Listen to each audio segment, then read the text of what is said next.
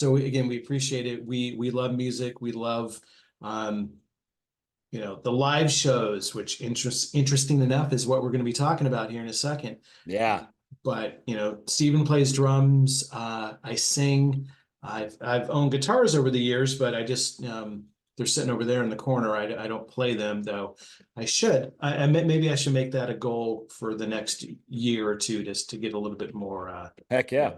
Developed on that. But Me too. again, it's all things about music now. Would he do a show? Yeah, he'll probably do a couple shows before he officially hangs it up. But one of the key pieces that is about Sabbath is about their sound is Bill Ward. He resides in Seal Beach, California. To this day, in Orange County. He was not part of that last tour back in 2016. I believe the drummer of Rage Against the Machine played drums on that tour. Or maybe he played on the album, and someone else could have filled in. But yeah, certainly Sabbath. That would be a nice way. Talk about 50 plus years, 54, and if they plan something, 55 years of existence from their first release, Black Sabbath. If they could just come together one more time, I think that that would be something. But will that not happen? Black Sabbath, they did 13, the record name, which obviously was their number of releases, with Ozzy back in 2016, and they did a tour. And I'm kind of discounting. I won't completely just remove any sense of logic from this, because I'm not going to say, well, Led Zeppelin, all original members should reunite because John Bonham has passed away. So, yeah. I'm not suspending disbelief entirely, but at least for right now, all 4 members of Sabbath, are still alive. Mm-hmm. And obviously Ozzy has had his health issues, and for him to actually really, would he do a tour? What, the Best of Both Worlds, I think, is the tour that's coming out, this summer, and they're going to invite different guests. I think there was some confusion or misinterpretation from David Lee Roth, where he kind of took it as, oh yeah, I'll join you guys. He goes, no, we're not talking about for the tour. We're talking about, maybe you could come out for a show. And Michael Anthony's going to sing some of the old classic songs, because either Sammy he could sing anything, but maybe Sammy doesn't want to, right? But Michael Anthony can do it. And there were some rumors, probably in maybe 22, 23, that would there be and we talked about it on our first episode, is metal still, relevant? Does metal still matter? Right. And we tagged the singer of Accept, so feel free to reach out. Mark, we tagged you on the socials. We invite you to comment on it. I'd love to have a conversation. That'd be amazing. For sure. But 50-year career, 18 albums. This is a good one. Is it their best one? No. But when you open the album with Panic Attack, it's bringing back the, Screaming for Vengeance, maybe on the tail end of British Steel, but definitely goes into Defenders of the Faith for sure. It kind of has that same feel, and even Turbo, right? And it's just his sound. I saw a reunion. I guess maybe this will be the closest you get to a Sepultura reunion. It was a couple years ago. Saw them at the Observatory in Santa Ana. So it was Igor on drums, Max on guitar, and vocals, of course. Tony Campos, who has been in a number of bands, he was on bass, and there was another guitar player that I forget who it was, but they played the Roots record, and that's what they were named for, Roots. And I have a t-shirt downstairs. They have toured the world, they have sold records, but that classic Cavalera Brothers. The Cavalera Brothers, yep. Beneath the Remains, Roots, Bloody Roots, I think is, I love that record. I love that song. That was all in the new metal era, but they were like, this isn't new metal. This is just about our heritage, but it all fit in so well and so perfectly. And that was awesome. But yeah, that would be something where, would they reunite one last time? There was probably about 2 months ago on Howard Stern. Sammy was on, and he's done the Circle for a number of years, and has done some of his, Van Hagar, which I no longer have a problem with Sammy Hagar in Van Halen. Early on, Right. when it happened, I had just more being used to what David Lee Roth was. But he announced on Stern, and they did a number of Van Halen songs with Joe Satriani on guitar, and again, Bonham on drums, who's played with the Circle for a number of years, and then Michael Anthony. That they were going to do the tour. It's what the Best of Both Worlds, I think, is the tour that's coming out this Right. summer, and they're going to invite different guests. I think there was some confusion or misinterpretation from David Lee Roth, where he kind of took it as, oh yeah, I'll join you guys. He goes, no, we're not talking about for the tour. We're talking about, maybe you could come out for a show. And Michael Anthony's going to sing some of the old classic songs, because either Sammy he could sing anything, but maybe Sammy doesn't want to, right? But Michael Anthony can do it. But even Joe Satriani was saying is because I have to figure out how in the hell to play these songs. He's an amazing guitar player. He's taught, everyone from, Kirk Hammett to the guy from Testament, which I now forget his name, but he's been a major player and a major teacher, and he knows his stuff. And he's even looking at saying, I need to sit down and figure out exactly what Eddie was doing.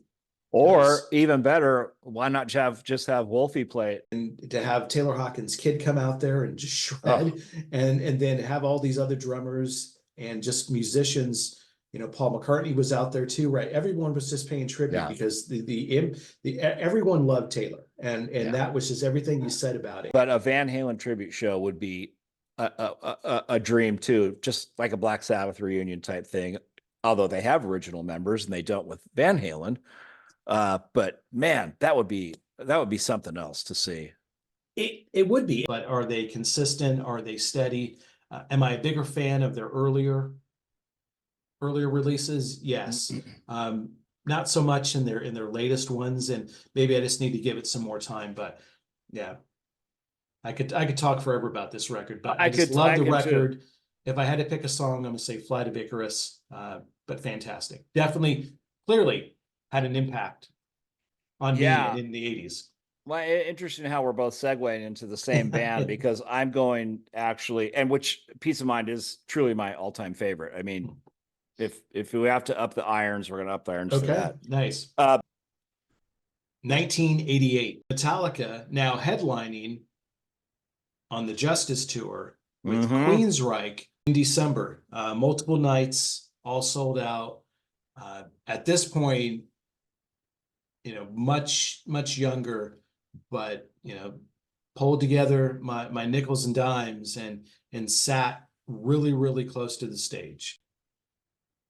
Loving that band, still loving that band to this day. One of the things that intrigued me about Kiss was, and believe it or not, it wasn't Peter Criss, the drummer, but it was Gene Simmons. And the things that he did was like, wow, that's kind of cool. Wait, where does that blood come from? Why is he blowing fire out of his mouth? And it's basically, and I think I mentioned it a lot at a couple of shows before, it's basically going to see a rock and roll circus. Absolutely. Yeah. So I roundabout back to seeing Kiss in the very early days in '76. My brother was like, I don't want to go see this. I'm like, I do. So that's great. Yeah. Anyhow. So up next, but Master of Puppets live at the Forum was a face melter. It was like, you heard it live, or I mean, you heard it on the album, but when you see it live, you're like, oh my God, it was so good. Absolutely. So good. So good. Amazing. And this isn't heavy metal, but I did actually get to go see Pink Floyd play at the LA Arena. And again, but to be at a Pink Floyd show was one of the coolest things I've ever experienced. Well, other than the U2 show that I just saw, one of the greatest things I'd had a chance to see. Some of the things that intrigued me about Kiss was, and believe it or not, it wasn't Peter Criss, the drummer, but it was Gene Simmons. And the things that he did was like, wow, that's kind of cool. Wait, where does that blood come from? Why is he Yeah, blowing fire out of his mouth? And it's basically, and I think I mentioned it a lot at a couple shows before. It's basically going to see a rock and roll circus. absolutely. Yeah, So I roundabout back to, yes, seeing Kiss in the very early days in '76. awesome. My brother was like, I don't want to go see this. I'm like, I do. So That's great. yeah. Anyhow. So up next, Ooh. so this was, let's see the exact date, June 5th, 1987. Hollywood Palladium, Mm. Slayer with Ugh. Dark Angel opening. What? So this was for me, again, you talk about the Wow. memories and Rain and Blood tour. Oh, Again, I brought them up before, but what stands out, and certainly the music and the the awe-inspiring feel of and Dark Angel is a fantastic band too. So, in that being able just to experience it. I think the first introduction to real metal was Accept Fast as a Shark because of the double bass drum. And I thought, how's that? How is that? I mean, I had one bass drum when I was a kid, and I'm like, is he Yeah, doing like a floor tom and a bass drum thing? And I listened to it over and over again, and I thought, wow, this is so cool, which is why I eventually went to playing double bass drum, is because of that song. nice.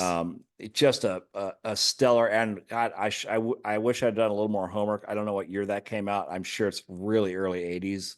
But what an amazing song. No, absolutely. And Manson Brothers. So, Yeah. friend of the show, Chris Margettis, producer, director, actor, writer Yes. extraordinaire. So this movie came out a couple years ago now. They are working on a sequel. Nice. The actor strike and everything that happened and then got resolved kind of threw a wrench in some things. He tries and he does a phenomenal job, and he still does, and they still tour. But back then, his voice was just prime then. And Absolutely. and those vocals just pierced. I just remember going, wow, same thing. It just blew me back. Amazing. No, absolutely. Um, yeah, for sure. And I guess Sharon, to be more precise, really always pulled in like the next band, right? The next band that Mm-hmm. could break through. From Bon Jovi to Rat to Metallica to later in the early to mid 2000s, Korn and Deftones as openers for Mm-hmm. Ozzy. They always wanted to really kind of put down the ladder and have other bands climb up. And Metallica is one for sure.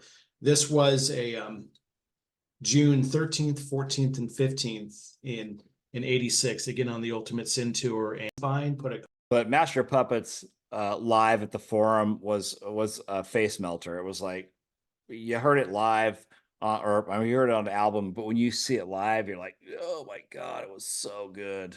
absolutely, So yeah. good. So good. Amazing.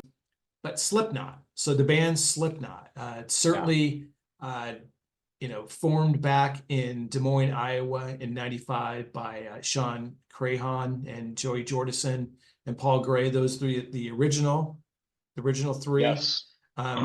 Only one of those is still in the band, and only one of those is still alive, unfortunately.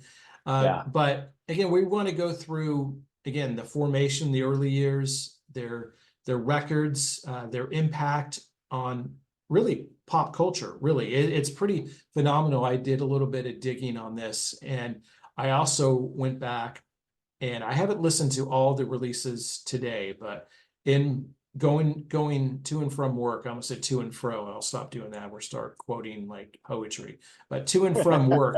I remember, so my music taste just jumping around more because of what you're playing on your radio show. So if you guys don't know, Scott does a radio show on Tuesdays, the on 99 WNRR, It's a great show because he plays a lot of music that radio stations will never play. Yeah. And there's such a wide array of amazing music, and a lot of it's probably people don't ever get to hear. It's heavy. It's I don't even know if there's a label for it. So what kind of leads me into that is my first introduction to Slipknot was hearing Psychosocial. Yeah. And I remember going, "Oh yeah, okay," and then when he goes into the chorus, he's actually singing, and I was like, "Whoa, wait a minute, what happened?" That was where, and you started to bring it up where it's like, wait a second, Corey Taylor, he can sing. It wasn't as brutal, more melody that stood out for sure. Experimentation, Sure. not surprising. The producer that I think is one of the best producers ever in any genre of music, Rick Rubin. There have been a very decent amount of views of, we're putting shorts out on YouTube, and we're doing some reels on the Instagram, and then we're doing the audio on the Spotify. So that's our idea of a three-way. Oh, how's that? So again, we appreciate everyone that's subscribing to the channel on the tube and following us on the socials. That was where, and you started to bring it up where it's like, wait a second, Corey Taylor, he can sing. It wasn't as brutal, more melody that stood out for sure. And, Right. and I wish I'd been privy to Slipknot back then. I think back then I started getting into Korn. Actually, I know as a matter of fact, I was getting into Korn and then getting into Godsmack about that time, which was kind of diverting my music from our traditional 80s heavy metal to Right. But that song is my all-time favorite song. Really? Interesting. And I play that a fair amount on my show as well. But that opening line, the guitar, Eddie Van Halen, and just that power and just the energy. And there was just something about it. Again, to this day, I smile when I hear that song. And I'm looking at, I have a number of vinyl records that I can switch out, but they're displayed. And I'm looking right now at the fair warning record. And I haven't flipped through them in a while. I remember seeing Queensryche and there's some Slayer and there's some Iron Maiden and a whole bunch of, again, just my own mixtapes. So I'll have to revisit those sometimes too. But in that, taking me into 81, 82, 83, 84, probably around 85, had some buddies in the neighborhood. So one of them was Eric, who was an aspiring drummer. And another one was KP, Kevin Paul. Oh, so wow. He and I met each other in 83, I think. And real quick fun story, because it kind of is funny where it takes you decades later. I remember on my first introduction to Kevin, and I always remember him. He looked like Randy Rhoads when he was, I was gonna say a little kid, when he was a kid. He had super long hair even back then, and he rode around on like this dirt bike. And there was a liquor store, because where else do you go as a 13, 14-year-old but the liquor store? And to get a pack of Marlboro Reds. Absolutely, yeah. So Dragon's Lair, that's it. Let me just run through these really quick. United States, that's where we broadcast from.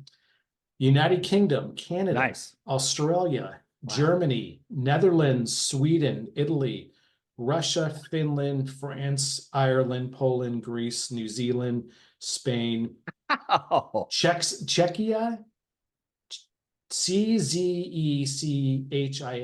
I know of Czechoslovakia, and so they've changed names. Maybe they just cut it down to Czechia. If I'm saying that properly. And if you're watching this, Czechia, I'm hopefully saying it properly, but please let me know. Indonesia, Wow. Japan, and 21, I believe. Cool. So again, that's awesome. Thank you. Thank you, all you countries, for checking us out. That's phenomenal. And let me just run through these really quick. United States, that's where we broadcast from.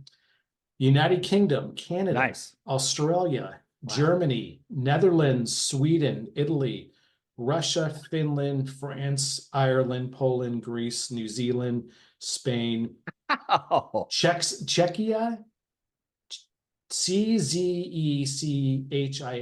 I know of Czechoslovakia, and so they've changed names. Maybe they just cut it down to Czechia, if I'm Maybe. saying that properly.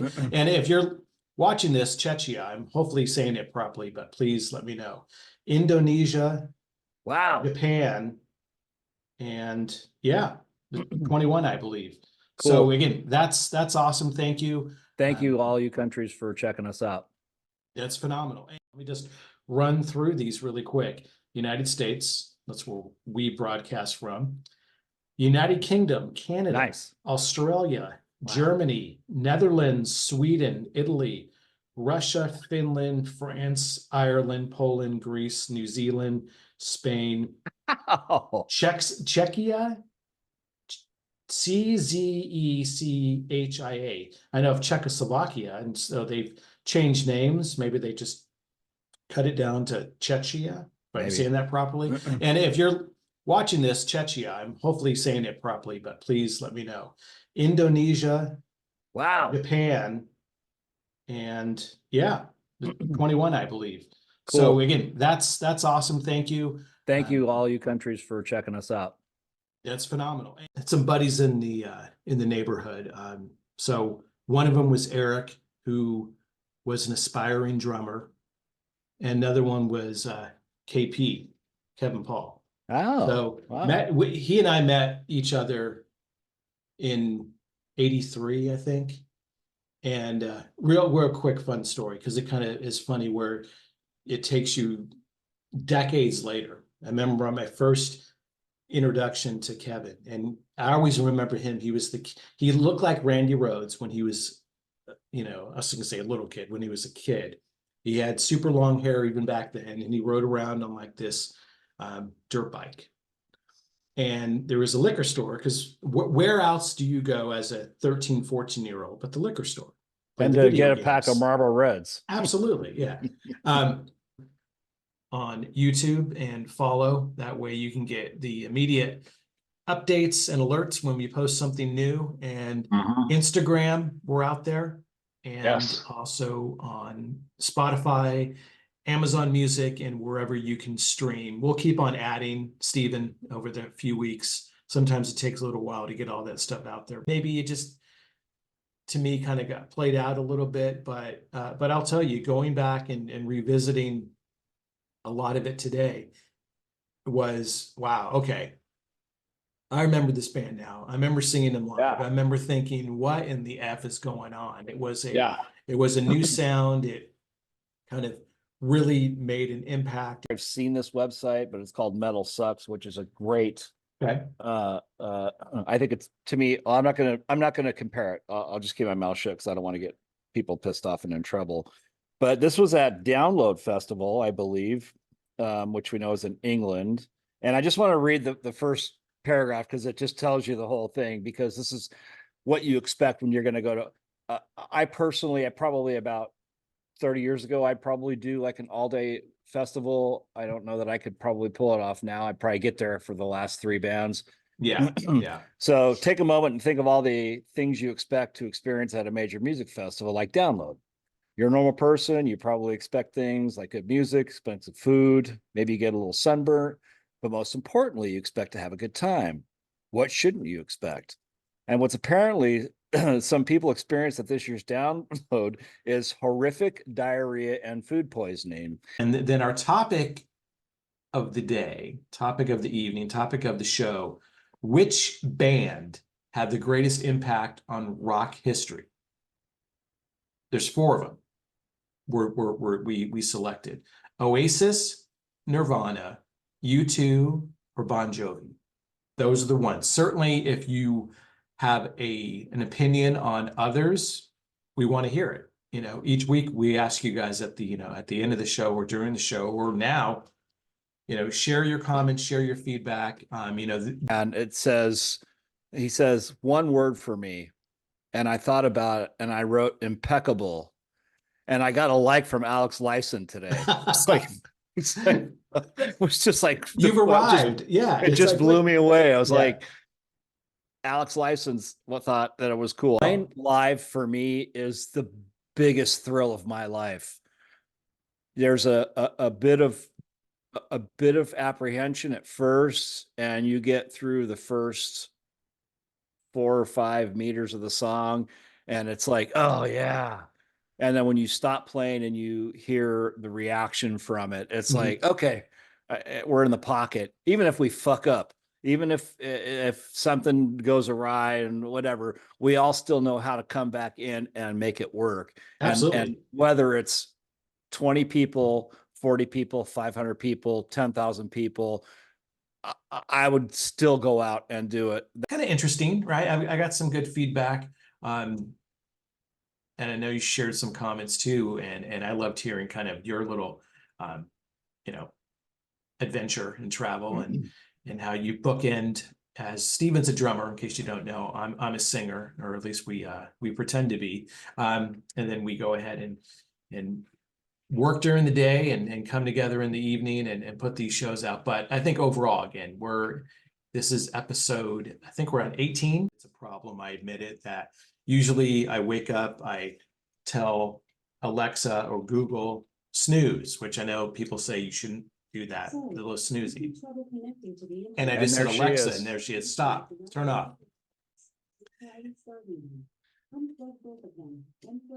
Alexa, stop. She's And I don't have a cantankerous. cough, yeah. She's pissed. Right, she's done. Sorry, I won't say that again.